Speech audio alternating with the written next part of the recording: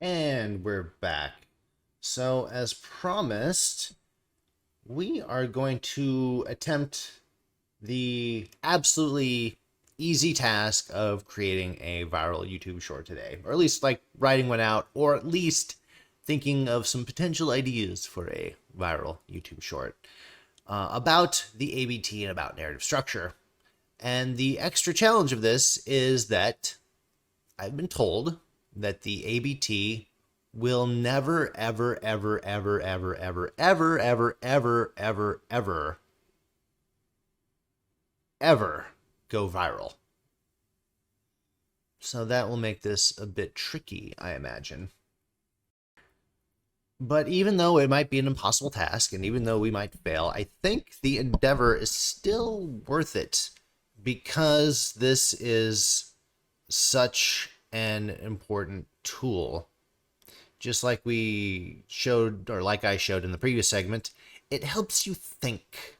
It helps you structure your thinking and think more clearly. And we've already gotten lots of feedback along those lines. There's one science researcher. She has told us that ever since she took our class, she is able to conduct her experiments more clearly. She's able to reason them out, figure out exactly what the one thing is that she wants to get out of it, and kind of create her entire experiment around that like singular narrative.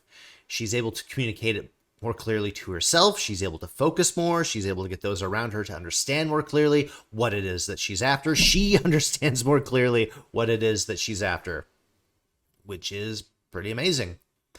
There's been another case as to how powerful this is. So we had a machine learning expert take the class, and he was going to give a talk at a conference. But the problem was he wasn't exactly a big hero at this machine learning conference. You see, the year previously, he had written a paper that basically bashed the machine learning community.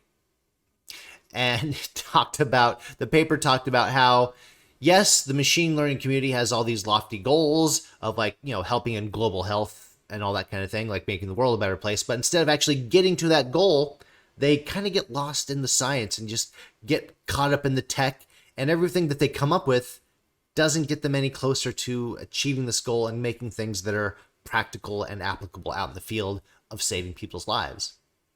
And he raked them over the coals for that, and they probably weren't the happiest with him about that in that paper he wrote.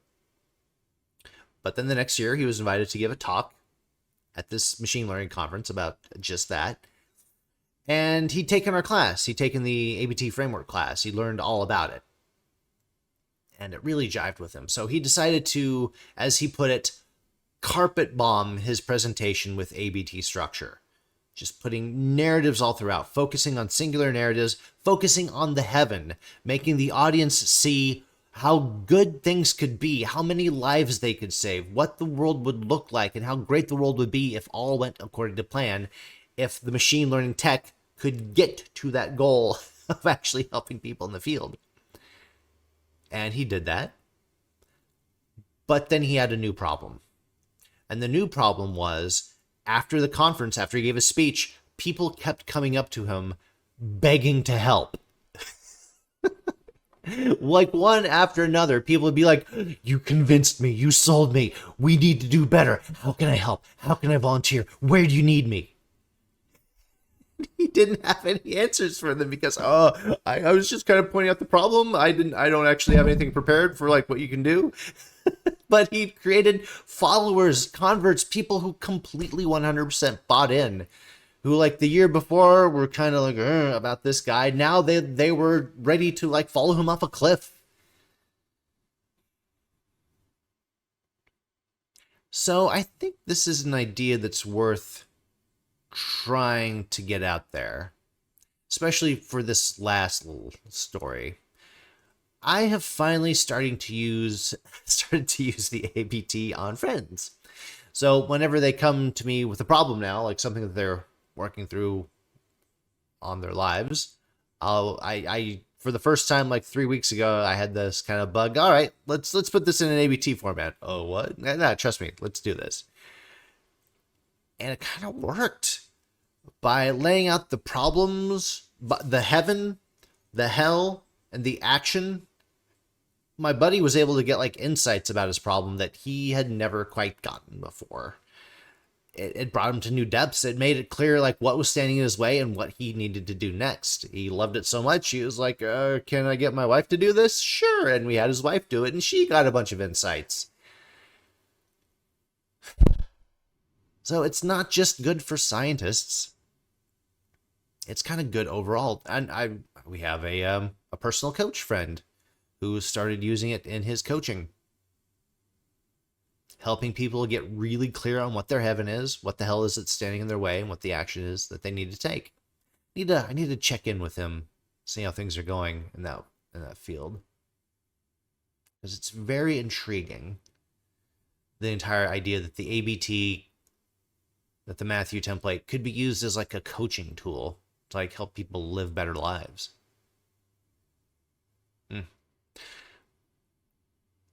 But no one knows about it. That's a problem if no one knows about it. We have been trying to like push the ball down the field 1 inch at a time for quite some time to like get the word out there, especially in the science community. But we have definitely not hit saturation yet. And we could keep it up. I mean, the template that scientists use for writing papers, the introduction, methods, results, and discussions, like they had to do the same thing. They introduced it and they had to push it in order for people to like fully come on board. And people did fully come on board. Finally, it got like universal acceptance in the scientific community. It only took 80 years. And there was huge resistance every step of the way. Fighting, convincing one journal after another, until finally that introduction, method, results, and discussion was finally adopted across the board. And now, of course, today, like no scientist would dream of not doing that for a paper. Like, of course you do that. Of course, introduction, method, results, and discussion. Like, duh. 80 years, though. Man. So can we do better, is the question. Can we do better? And what does that better look like? I know in like basic marketing, there's like various stages. And usually the first stage is just getting to people aware that the product even exists. Like just letting people know that it's on the map. And I think in the entertainment world, people are getting to know more and more that it's on the map. I've seen YouTubers call it the but therefore storytelling technique, or but so. But the problem is, once again, that's still just in the entertainment industry, who's like really super focused on communication. The world in general is not as focused as the entertainment industry, so it wouldn't get across their radar. So how do we get more people on board with this, like using this tool? And I'm not saying the ABT is the end all be all, but it is extremely helpful, and it's a great tool to have in your toolbox. That's kind of all I'm saying, beginning, middle, and end. How do we get people to start adopting this very, very important tool? So for lack of anything better, if we're just trying to make people aware of it, if we're just trying to get it on the map, I say YouTube Shorts. Right? Potential to go viral, quick. I mean, sure, they can go to a minute, but really you want to aim for like 35 seconds. I've got some editor buddies that I'm sure would be happy to help out if I paid them. Why not, right? Okay, so what do we need then? If we are going to go the YouTube Shorts route, what do we need? Well, we are going to need... Actually, let me just do this. There we go. A little bit more focused in here. Cool. Well, we're going to need to be clear in our audience for one. I had a great conversation with a buddy the other night about this. Is the audience going to be the scientific community specifically? Or do we go a little bit wider than that? People struggling with problems in their life. Now, this is pretty broad, but I feel like I have an affinity with this crowd because I have struggled with a lot of problems in my life.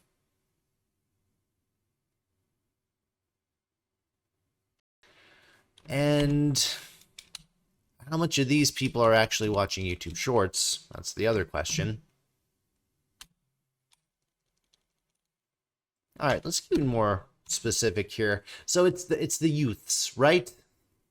It's the youths. You wanna try to win the youths and maybe the youngins over. They're the ones watching YouTube Shorts. They're the ones who might one day go on to be scientists or politicians or advocates for like health organizations. All right, so let's just go to the assumption first off that we're going to cast a wider net. People struggling with problems. So let's say our audience is going to be like maybe late teens to late 20s, early 30s.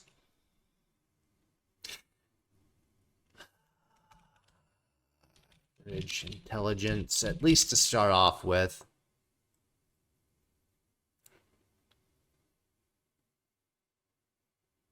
And dealing with work, social, relationship problems.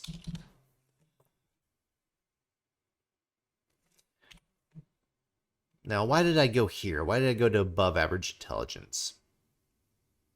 Is it because I feel like it's going to resonate more with people? Maybe above average intelligence isn't the way to put it. People who like solving problems, but don't always know the best way. Yeah, we try to market the ABT as a problem-solving tool, as a focusing tool. Yeah, there we go. People who need to focus. People who don't have focus in some aspect. Once again, work, social, relationship, future, career planning, whatever.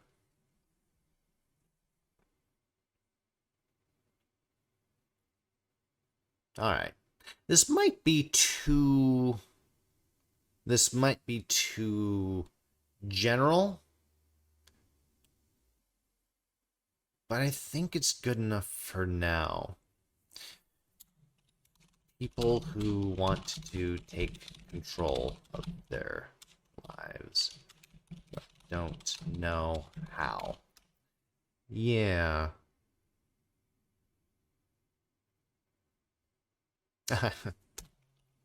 People who like collecting mental tools to help them get ahead. Oh boy, that might be like the real kind of first target. There's all these people like looking for like mental hacks. Like, how can I hack my way to like more productivity?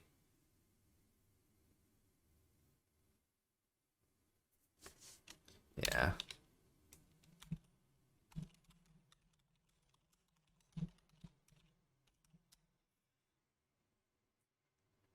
That might be a nice way into all kinds of different avenues.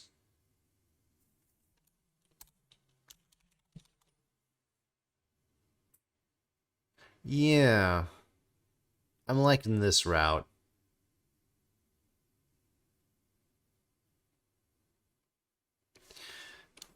And this is good. There is a core saying that we keep going back to again and again when we're trying to help, like, well, businesses, scientists, anyone who's trying to, like, scientists who are trying to get funding, businesses who are trying to sell a product to a market. The core saying is nobody buys a solution without a problem. There we go. Nobody buys a solution without a problem. So we have to be clear on what, yeah, people struggling with problems. We have to be clear on what type of problems they're struggling with. Problem.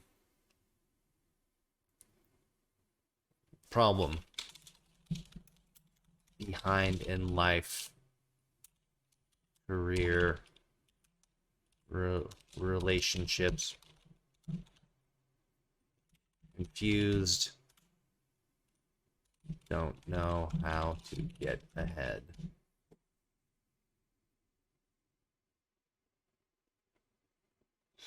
Yeah. Yeah, I feel like this one got absorbed by the next one.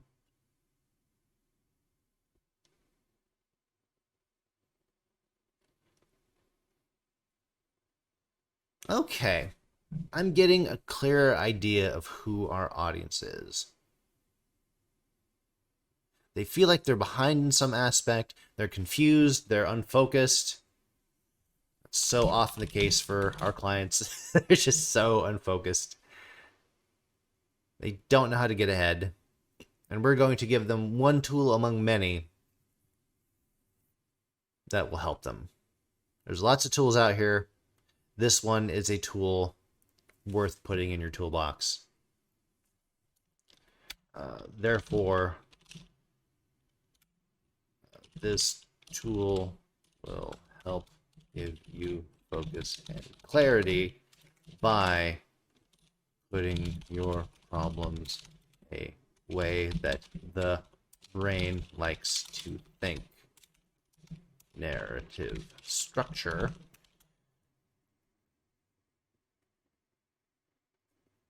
To help you clarify what you need to do and what you're missing.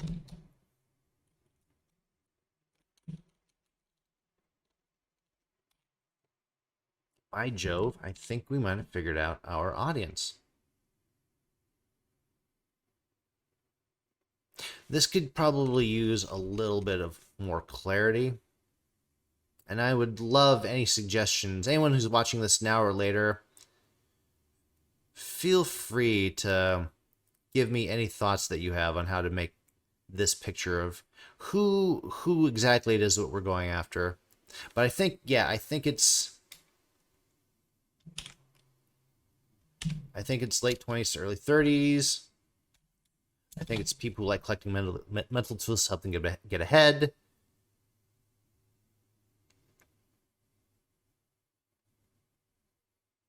They have problems in their life. They feel like they're behind in some way.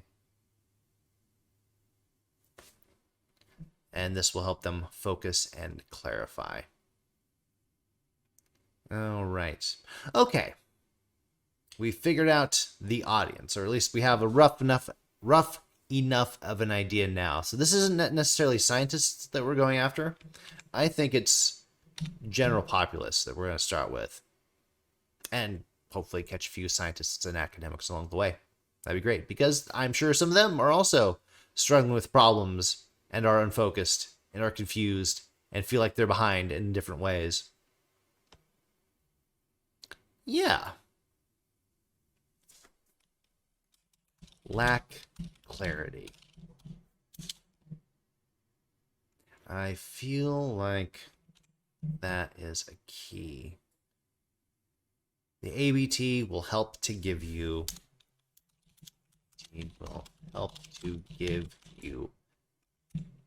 clarity.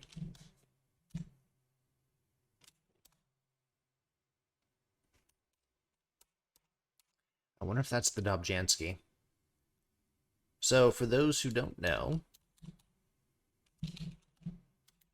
Theodosius Dobzhansky was a famous biologist, and he's famously quoted as saying that nothing in biology makes sense except in the light of evolution, which is true. Like, once you look at all of biology, all of life through the evolutionary lens, suddenly the fact that a lot of creatures have like a lot of similar structure, like similar like limbs, similar spinal cords across the world, from like the air to the ocean. All these similarities make sense once you look at life, at biology, through the light of evolution, through the lens of evolution.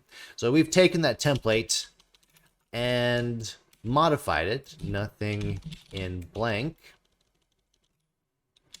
makes sense except in the light of blank, to help us try to find our one theme about something, whether it is a company mission statement or an abstract or a problem in someone's life.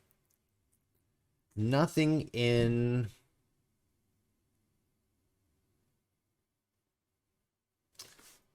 using the ABT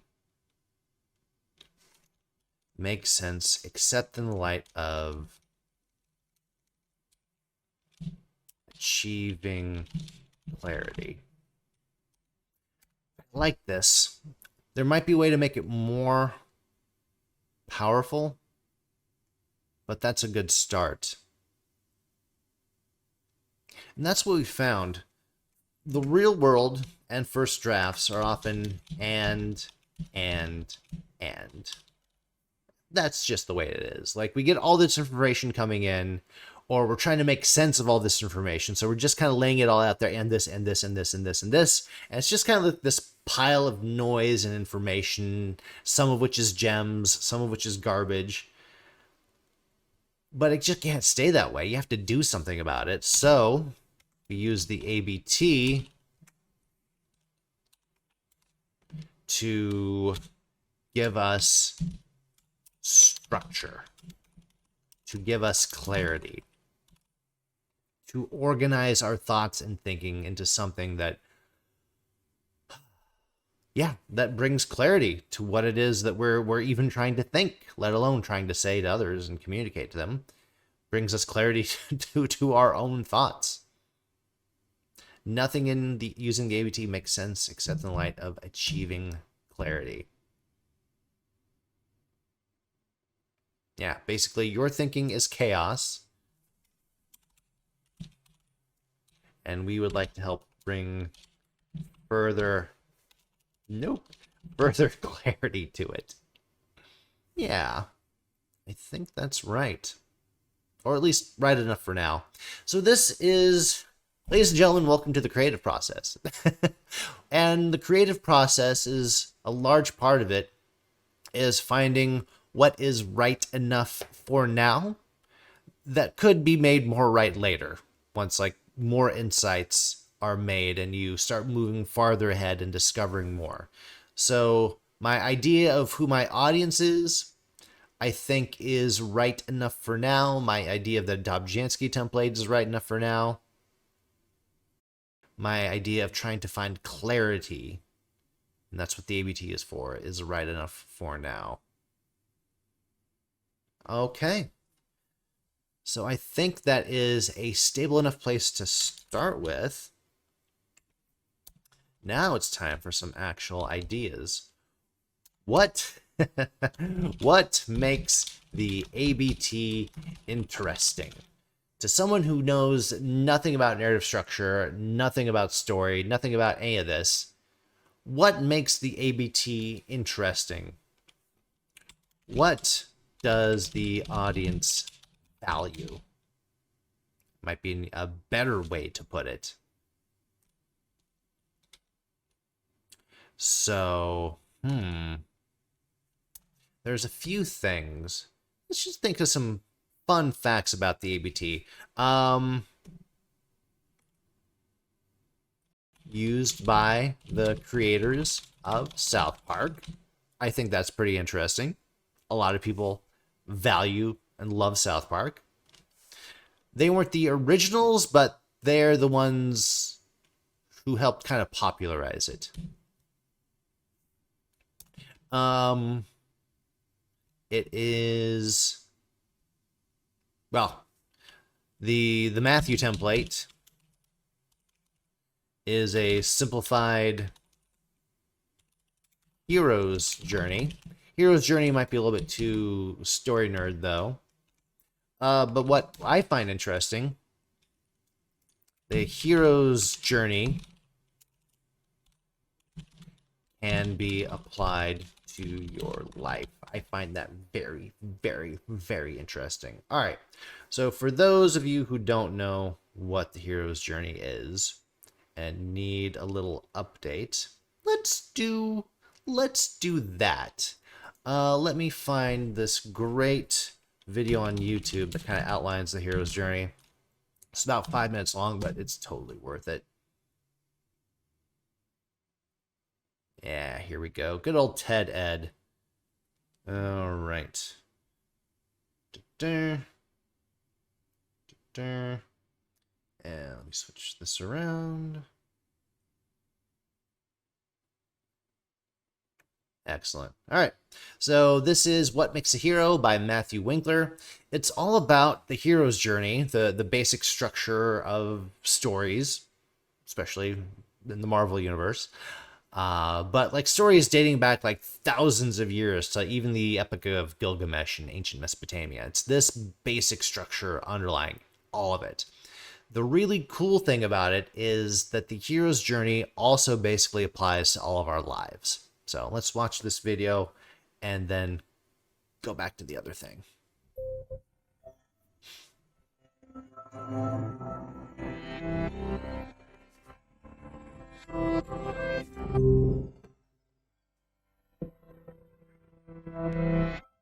What do Harry Potter, Katniss Everdeen, and Frodo all have in common with the heroes of ancient myths? What if I told you they are all variants of the same hero? Do you believe that? Joseph Campbell did. He studied myths from all over the world and published a book called The Hero with a Thousand Faces, retelling dozens of stories and explaining how each represents the monomyth or hero's journey. So, what is the hero's journey? Think of it as a cycle. The journey begins and ends in the hero's ordinary world, but the quest passes through an unfamiliar, special world. Along the way, there are some key events. Think about your favorite book or movie. Does it follow this pattern? Status quo, that's where we start. 1 o'clock, call to adventure. The hero receives a mysterious message, an invitation, a challenge. 2 o'clock, assistance. The hero needs some help, probably from someone older, wiser. 3 o'clock, departure. The hero crosses the threshold from his normal, safe home and enters the special world and adventure. We're not in Kansas anymore. 4 o'clock, trials. Being a hero is hard work. Our hero solves a riddle, slays a monster, escapes from a trap. 5 o'clock, approach. Time to face the biggest ordeal, the hero's worst fear. 6 o'clock, crisis. This is the hero's darkest hour. He faces death and possibly even dies, only to be reborn. Now, it's important to know that not every hero's journey like movie is exactly like this, or every hero's journey tale. There are like countless like little minor variations and tweaks and that kind of thing along the way, but if we like start getting down to like basic patterns that most of them have in common, this is what it is. 7 o'clock. We're talking about averages here. As a result, the hero claims some treasure, special recognition, or power. 8 o'clock, result. This can vary between stories. Do the monsters bow down before the hero, or do they chase him as he flees from the special world? 9 o'clock, return. After all that adventure, the hero returns to his ordinary world. 10 o'clock, new life. This quest has changed the hero. He has outgrown his old life. 11 o'clock, resolution. All the tangled plot lines get straightened out.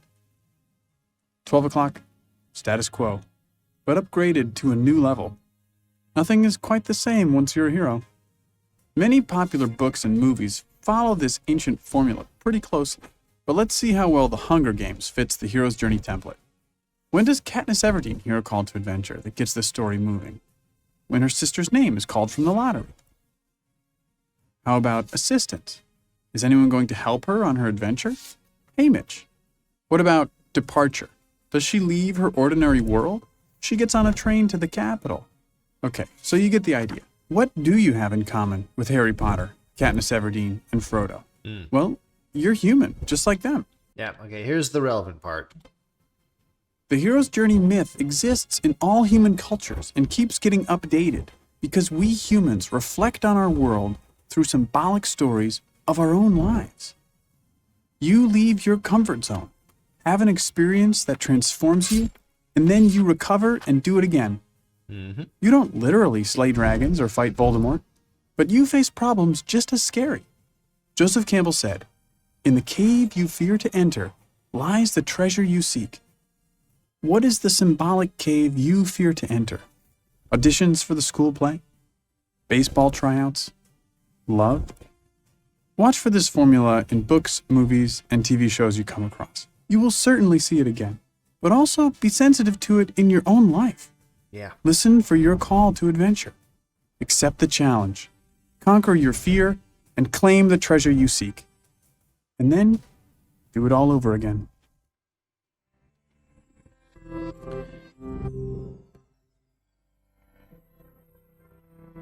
Now, a lot of truth in that. A lot of truth. Yeah, the basic... I've heard the theory before that the hero's journey arrived on the scene as a basic structure because we humans, we observed each other for, tens of thousands of years. And as we observed each other, we extracted out these certain patterns, these certain like earth and heaven, but hell, therefore action patterns. We saw them over and over and over again. We extracted those patterns out and we use those patterns to tell stories. Now, we have told a lot of stories over tens of thousands of years, but we believe it's only the most... It's only the ones that really lean into this hero's journey structure or this and but therefore structure that are able to survive as a kind of like narrative selection as opposed to natural selection. Only the most narrative of stories survive. A lot of people don't know that like in the mid-early 20th century, there were a ton of movies being made, the majority of which were garbage. They were just terrible. I'm talking like 1930s, 1940s, movie after movie after movie, 1950s, movie after movie. Garbage. And today, when we like think of that era, like that time, see, when was Casablanca made? Yeah, 1942. When we think of the 40s in filmmaking, we think, Casablanca, like the height of filmmaking.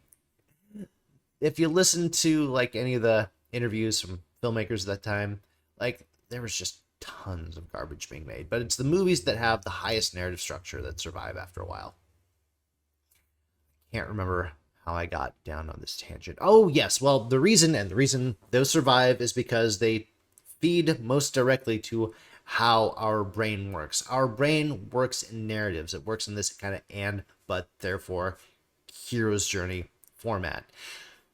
Now, the hero's journey is all great and everything, and I've seen people try to take the hero's journey and apply it to like marketing and business and self-help. But the problem is it's so damn complicated. Let's look at that again. Let's go back to the main diagram. Oh yeah, here we go. Okay, yeah.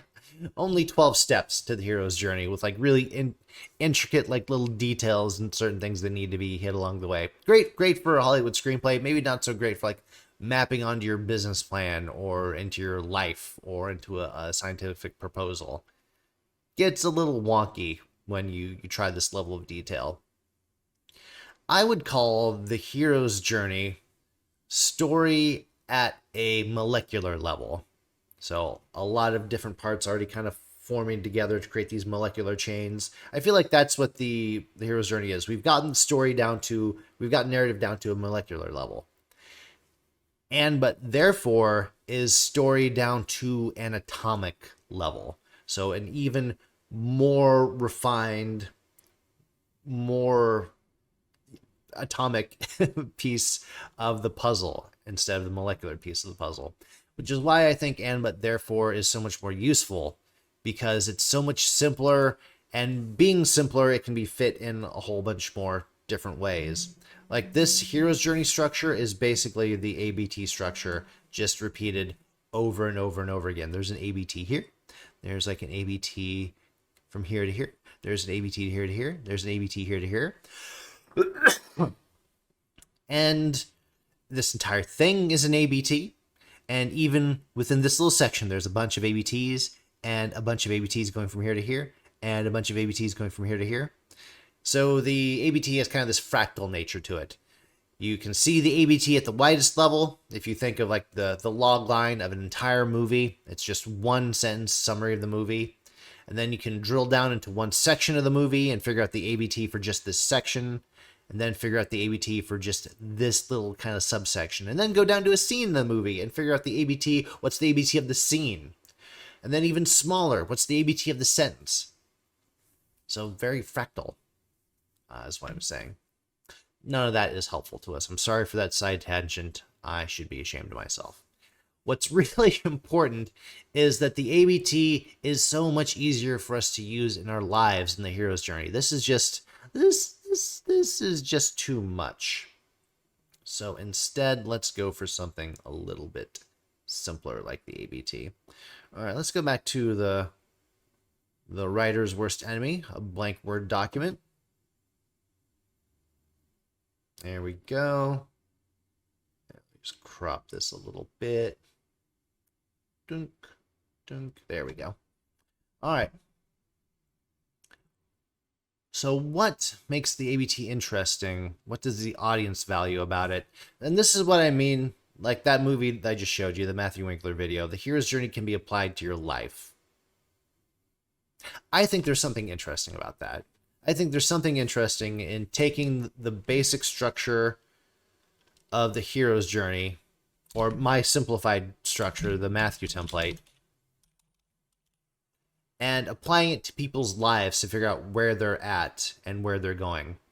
There's been some scientific research on this, some psychological research, that people who like map out the future of their lives, like really get clear on their goals, are more likely to achieve them. And there's entire like programs kind of built around that. The Matthew template is that, but in a much, much more simplified form. All right. Well, I think it's clear that I need to do... My action for next time is to do some research on... let's see, any data out there about how writing your own story can help you in life? Because I think that's kind of what this is all boiling down to.